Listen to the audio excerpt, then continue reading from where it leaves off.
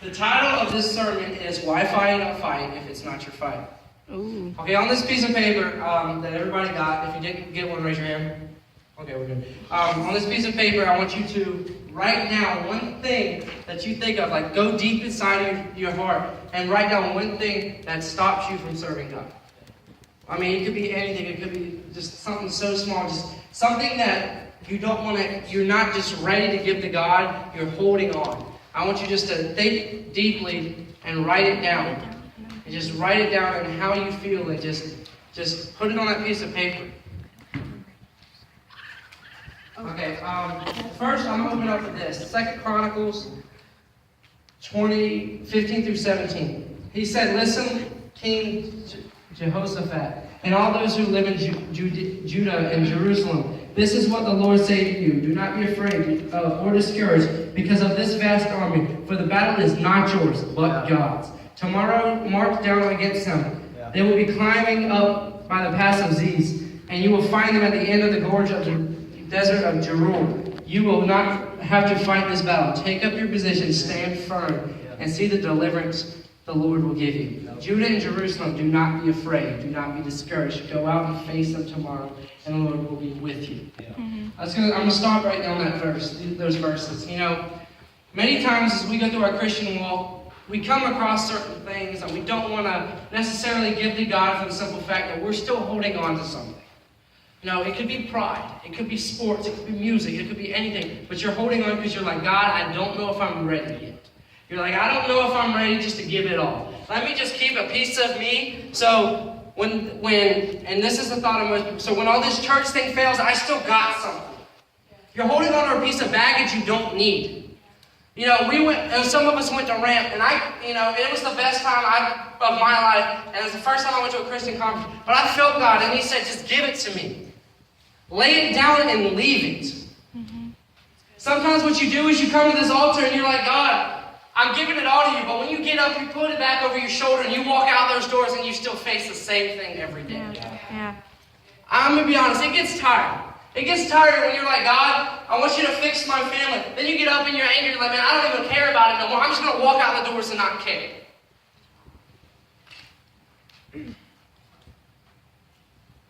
You know, I was one of those people. I used to come to this altar every Friday night and beg God to fix me and take it all away and take the pain away. But you know what I did? As soon as I left this, I got right back up and I walked right out of those doors. And let me tell you, you live a miserable life if you don't give to God. It's not your fight. Why are you fighting a fight that you don't have to fight? Because the fight was already won. Yeah. Because when God rose in the grave, it was given. No more pain, no more suffering. God took the death and the hell we deserved. And He said, you know what? I'm going to pay the ultimate price. So stop. Stop fighting.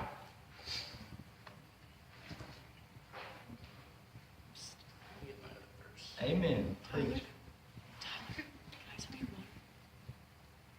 I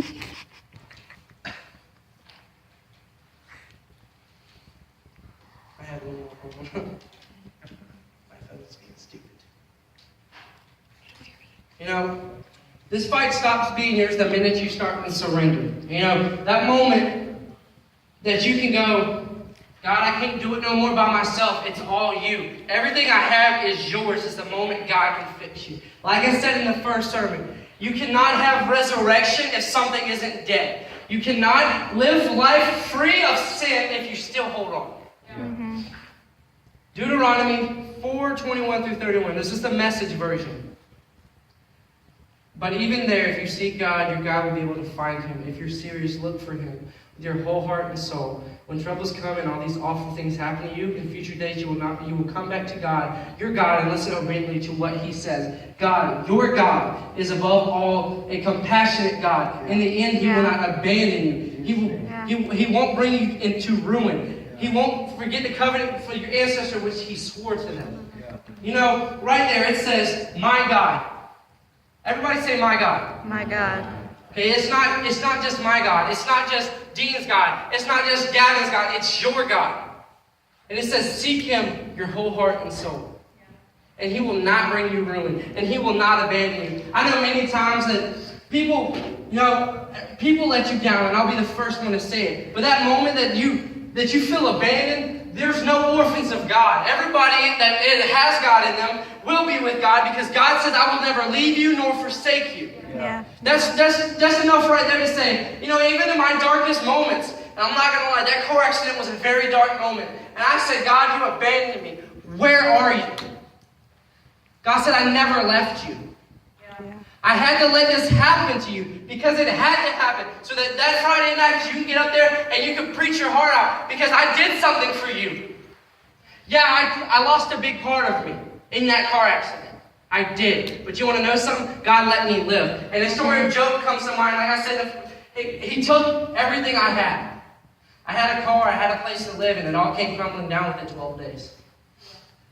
But let me tell you something. Those walls are like the walls of Jericho that I put up and I put before God. Because it says you cannot serve God and mammon. For you will love the one and hate the other, and you will hold to the one and despise the other. I put that before God, and God said, I got to tear it down so that I can get back. You know, sometimes the walls come crashing down and you don't know what to do. And all you have to do is lift your hands and praise God in the storm. Because at that very moment, when you say, God, I've given all I've got, is the moment resurrection happens. If you worry about the mess, you'll miss the mission.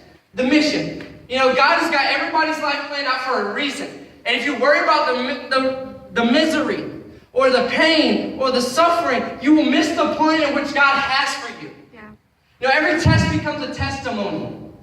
Every trial becomes a triumph. Every victim, when they find Jesus, they become a victor. Because you know why? Because Jesus conquered death and hell, and he only borrowed the tomb for 3 days. Amen. Yeah, amen, amen. And 3 days, our God, he went down there and he said, you have no hold of this. This is mine. And I'm telling you right now, if you come to God and you say, God, it's not my fight. If you say, God, I've given all I've got.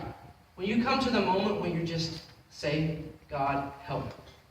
You know, the story of the boy with the mute spirit, he went to his disciples, Jesus' disciples, he said, cast them out. Then he comes to Jesus and he says, if you can do anything. Then he comes back and he said, God, if you can just help. I don't know about you, but I've been in the dark moments where, oh my God, I've got nothing left. I feel like my whole world has just came crumbling down. And I just feel broken and abandoned. Where are you? I just say, where are you? And, you know, every verse comes flooding back to mind that I learned as a child. You can do all things through Christ. And I've heard this, preached about, the full armor of God. And I'm going to say this. If you look at the armor back in the day, it covered the front. You had leather straps in the back. Nothing covered your back. So stop running. It says stand firm because our God is going to deliver us from the enemy. Stand firm. Hold your ground. You're not called to be defensive. You're called to be offensive. You're called to march right down to whatever's conquering your life and say, you know what, God? My God is greater. And I'm going to stand right here until my mountain falls. Yeah. The moment that you can say, God, I don't know what to do. Most of y'all have seen the pictures on Instagram of the car. Or you've heard about it. Let me tell you something. And the scariest moment is when your roof crushes into your steering wheel. And you don't know how you're going to get out. But it was at that very moment, because I was listening to a sermon from Ram, and it was by Casey Doss. And he said, help.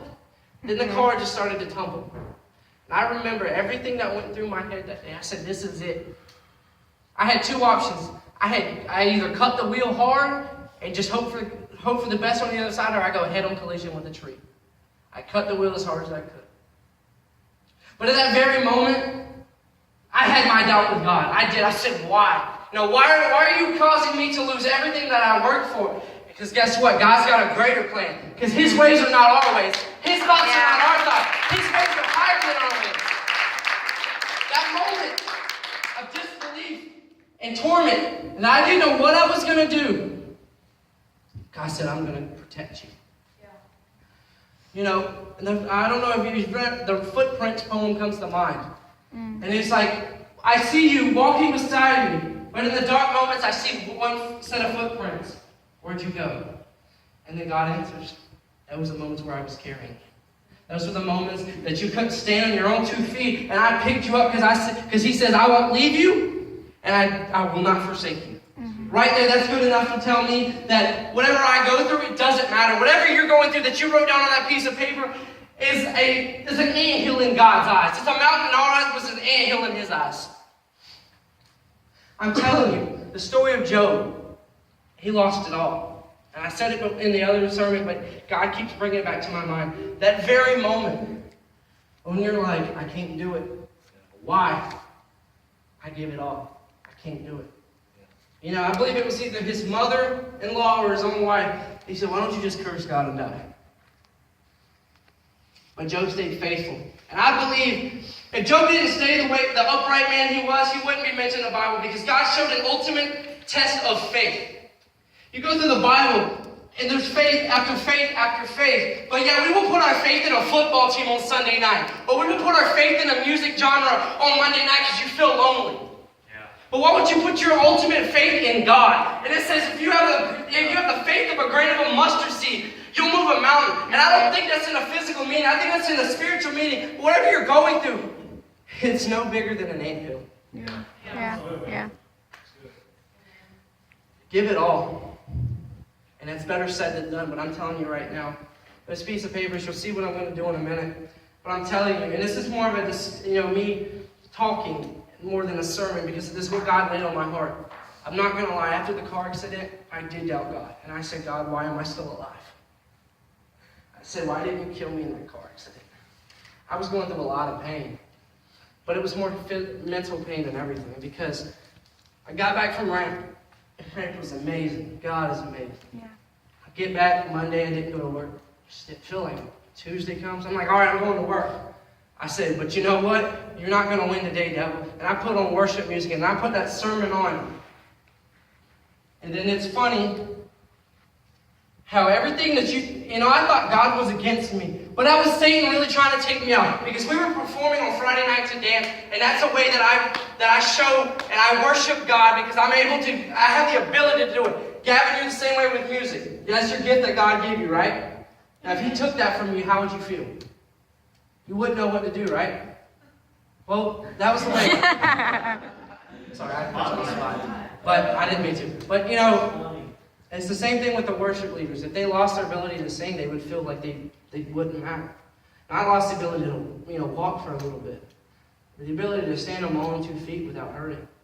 But it was in those moments where I said, God, no matter what happens to me, whatever's going through my mind, I'm going to praise you in the storm, because my God is greater than the storm. Yeah. Sometimes, He doesn't stop the storm raging around you. Sometimes He just puts a pause on the storm that's raging inside of you. Amen. That's good. I remember there's times and times again that I failed.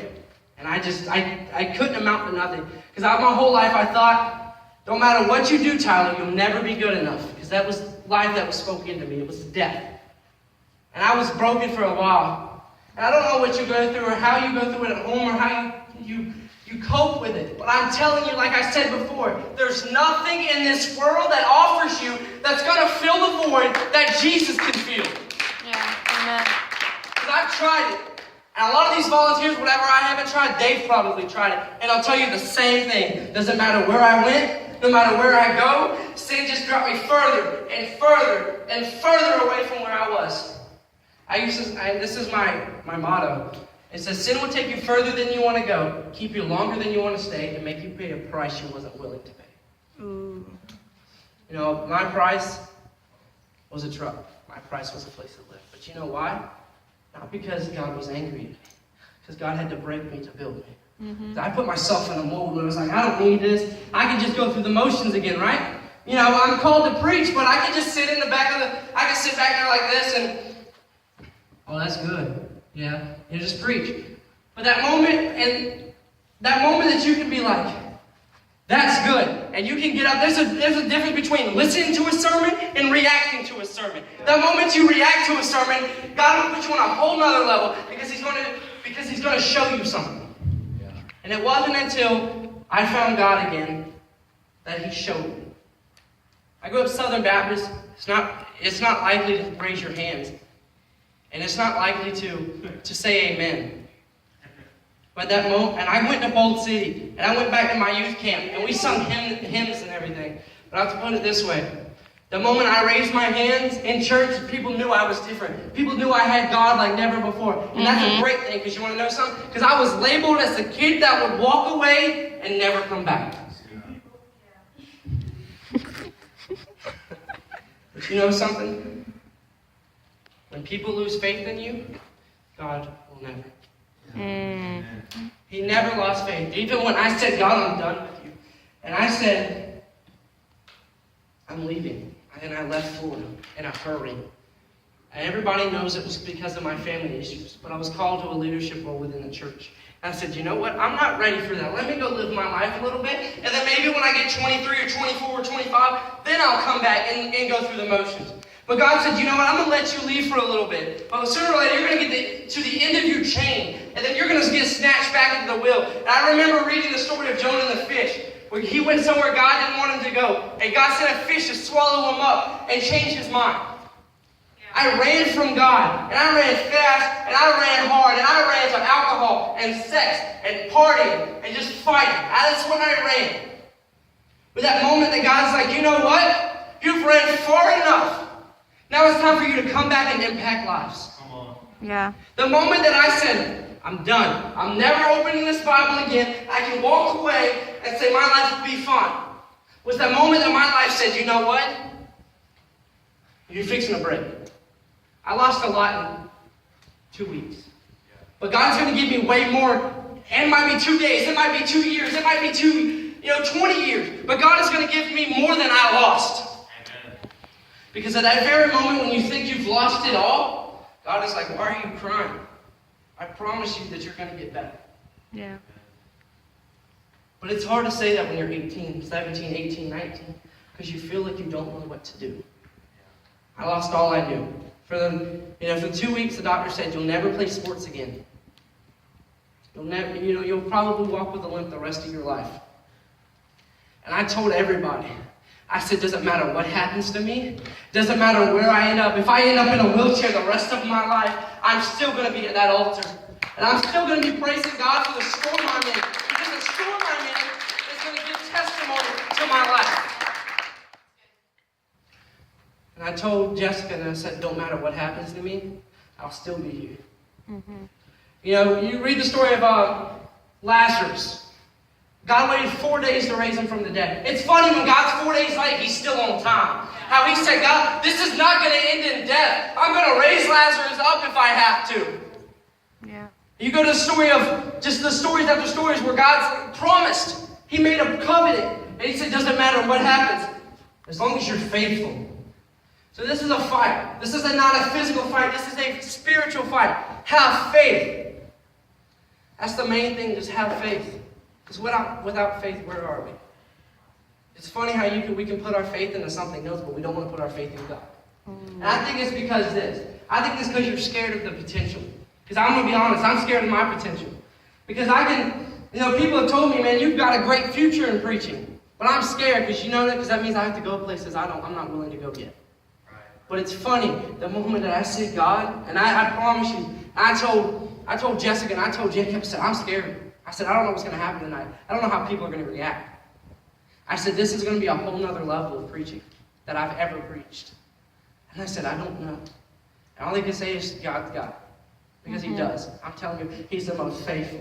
And He's the most just. And He's the most loving. And He's the most honorable person in this world. Because when people let you down and they fail you, God won't. God will be just like this. I'm right here. Stop running. Come on, boy, jump up there. God's going to be like, why are you running away? That moment that you think you're further away than God than you could ever be, and then you turn back and it's like, where are you? Yeah. God's down there with the light, and He's saying, just come back. Amen. Because I'll meet you where you're at. Just come back from where you left me, and I promise you we'll go further. Yeah. Because I used to sit right back there when I first got here. I wasn't into this stuff. I wasn't into the whole church thing. I said, I'm just going to sit here, hang out with my buddies, and leave. But it's funny how in one moment, sitting back there, God said, you're going to be up here soon. And when you're up here soon, the people back there are going to hear your testimony. And they're going to see that what I have done for you. And then sooner or later, if they're not up here, they're going to be somewhere back here in this worship band. Yeah. Or they're going to be somewhere that's doing altar work. A void cannot be filled without the right things. You can't put, I don't know, I like Tetris because it's a fun game. You can't put an L-shaped piece in a T-shaped hole. It's just not going to work. So what I'm saying is, if you try to fill it up, if you try to fill this God-sized void in your life with alcohol, it'll feel fun for a while, trust me. Until you wake up the next morning. And you got a hangover and you're like, why would I do this? But you want to know something? This world will do that every night because it feels right. But what's funny is, 20 years down the road, or let's back it up. 20 years before that, before they were alcoholics, they were in a church pew. But you know why they went down that road? Because they felt empty. Because they felt broken. And they felt like nothing could fix them. Because something tragic went in their life, and they turned away from God. That's the first thing we do as Christians. When something bad happens, we're like, well, this is gone. They just walk away. But I'm telling you, instead of walking away, run forward. Go towards God. Stand firm in your faith. Because if you stand firm in your faith, it'll be amazing. It says, put on the full armor of God. You know, it says in the story we just read, tell your army to go stand there. And in that valley, that dark moment in your life where you don't see the victory, I'm going to give you victory. And my victory is greater than the victory you can fight your own. I'm going to start by doing this. And this is the answer. If you can get a song playing softly, instrumental or something. This altar's open. This very moment. I'm gonna pray after I close it. But at this moment, these pictures in this envelope mean a lot to me. And it's something that I hold before God. It's a person I hold before God. And I'd do anything. But sometimes you have to lay it down and leave it. And know that your God is stronger. And your God is, no matter what you're going through, He's going to fix you. So, I don't know what you're going through, and if you can stay seated, or if you want to get around this altar and you want to pray, as I close, this altar is open. I'll step to the side, so if you want to fill it. Lay it down at the altar and leave it. I'm going to close this in prayer. Dear Heavenly Father,